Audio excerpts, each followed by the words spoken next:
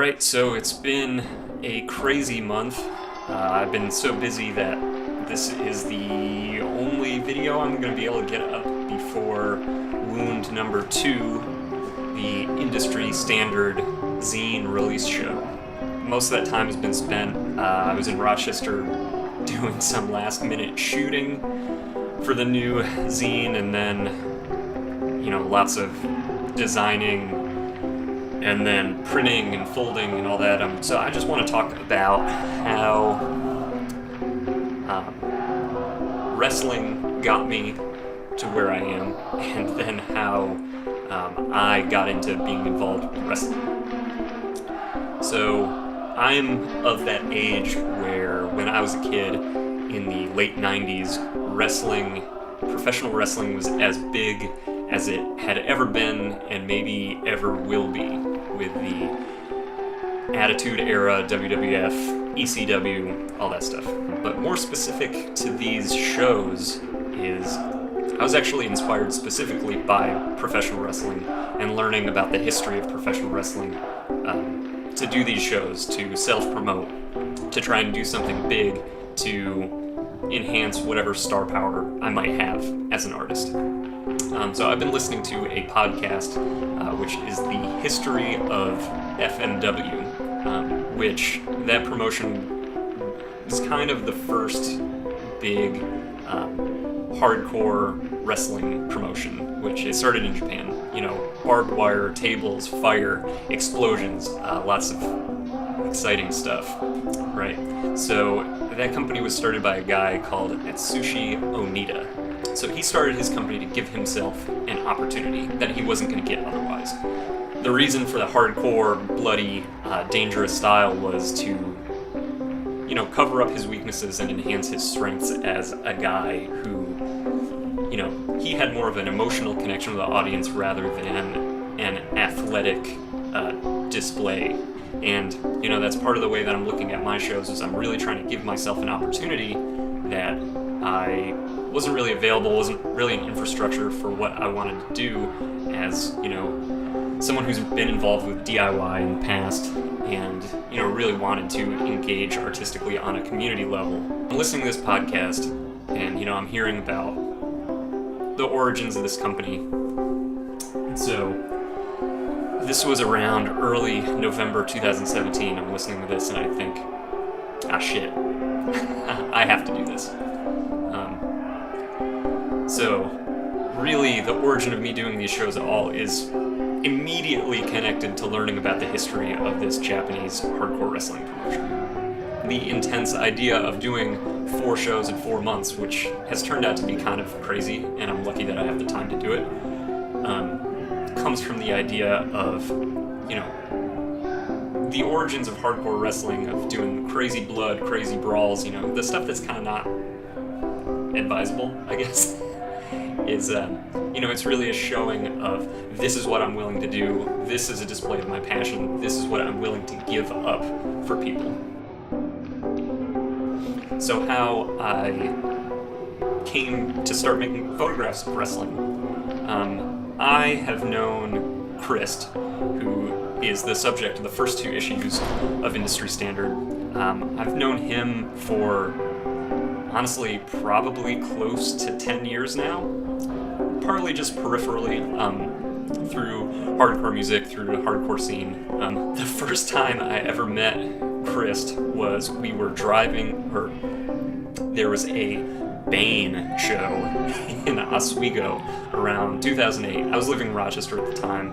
I was going to school at RIT, and it was just kind of one of those coincidental, like, oh, you're driving to this show? Like, hey, let me catch a ride. And so the whole, this is the first thing I remember of Krist, other than his internet personality, was we're driving Oswego. It's over an hour drive from Rochester to Oswego, and the whole time he's just messing with me, saying crazy, political conspiracy theory stuff. And knowing him now, I guess I can understand what he was getting at, but he was just trying to fuck with me the whole time. And this was before he was trying to be a wrestler, which now he just fucks with people for money, right? So that's my earliest memory of Krist in person, is him just trying to mess with my head for an hour straight. And I can appreciate it now, but at the time I was kind of like, what the fuck is, like, who is this guy? And like, what is he trying to accomplish with me right now? And I had seen that he was getting involved with wrestling in Rochester. And so when I left my job at Lightwork, I was kind of just looking for some things to occupy myself. I contacted Krist, saying like, hey, I proposed a collaboration with him, like a photographic, artistic collaboration, rather than just, kind of a straight up photo, not just that I wanted to go take photos of the matches, but I wanted to work specifically with him, and that I wanted it to be, a showcase of his character, maybe a way to develop his character a little more and his personality, and to help him get that aspect of his wrestling across. He was stoked on the idea. I mean, he had seen photographic work I'd made in the past, and he liked it. He was a fan of it, so he seemed excited about the idea. I remember the first time I went to photograph at matches, it was totally just a getting my feet wet kind of situation. I remember being a little bit timid about it all. I stood back kind of far, to be honest. In my head I was thinking like, oh, well, I love the way that, you can use the crowd for depth. I felt like it was a little more compositional, because up to that point, I'd only photographed wrestling matches, just from the crowd, casually, like not really taking it super seriously. I was at wrestling shows in Syracuse, and I'm a compulsive photographer, so I just saw it as, I'm here, it's an opportunity come. So from there, Krist and I made pictures outside of the matches. Sometimes he'd be in Syracuse, and we, go out of our way to make pictures, like while he's getting tattooed, or we'd go to some locations to, get some environmental shots. We made pictures in the lighting studio at Lightwork, and with just time, it developed. And not only for me was it something that I wanted to, I wasn't just trying to fill my time. Like I said, I needed something to do after choosing to leave my job, but also I am not a photographer that makes pictures of people often or really ever. So it was kind of, trying to throw myself into the deep end and like force myself to learn how to make pictures of people. And for me, wrestling is just pure storytelling. I think wrestling is one of the closest, aesthetic mediums to music, because it doesn't really try to justify itself, as an aesthetic thing. Like, it's really pure feeling, right? Not only for the audience, but also for the wrestlers, that it's improvisation sometimes, it's trying to capture people emotionally, or the crude way of putting it, as Jake the Snake Roberts has said, masturbating people's emotions. Which, as much as it's crude, I think it's really appropriate, and I think that it's even appropriate to think about photography in those same terms. That what successful artists, I think, have accomplished has often less to do with, great photographic moments, like capturing, some incredible photographic moment, as much as it's about, making people believe, taking them on an emotional ride, and, using tension.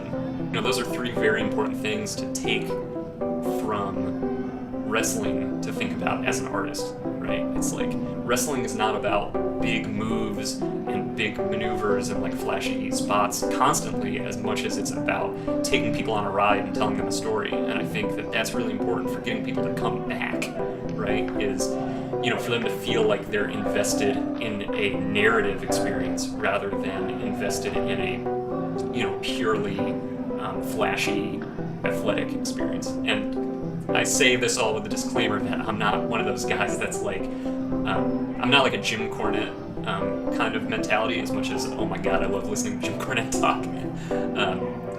I think that is wisdom that, really is a lot more pervasive than I think a lot of people want to give it credit for. That wrestling is about story, it is about, narration in a way, even if, you do have to give people action, and I think action's really important, but I think to get them to come back, you need to give them a story to be invested in. And I think in photography, that's also really important advice. Like, if you just make strictly like flashy, eye-catching, eye-candy photos that, you know, make people in the moment go, ooh, wow. I feel like those people don't always get, you know, a deep emotional investment in not only their art, but in themselves as an artist, right? Like ideas of character, like, you know, I am myself as an artist, you know, personality, or as like the character that is conveyed through my photos and the performance that's conveyed through the work that I make. And, you know, people can make assumptions about me. Like, you know, the Inverted Mountain show that just happened, like partway through the installation, I sit back and I think to myself, you know, this is insane. Like, this is what an insane person does. And I don't think that I'm crazy. I laugh like a crazy person a lot in these videos. Trying to be something that you're not is only going to come across as convoluted and fake and low calorie. Whereas if you commit to who you are and crank it up where it's unmistakable, like, so that people don't think that you're just out there, you know, floundering around, like making mistakes. You gotta own your mistakes and use them as seasoning, or use them as, you know, opportunities to enhance, you know, your artistic image. Physical. Yeah, it's pretty simple.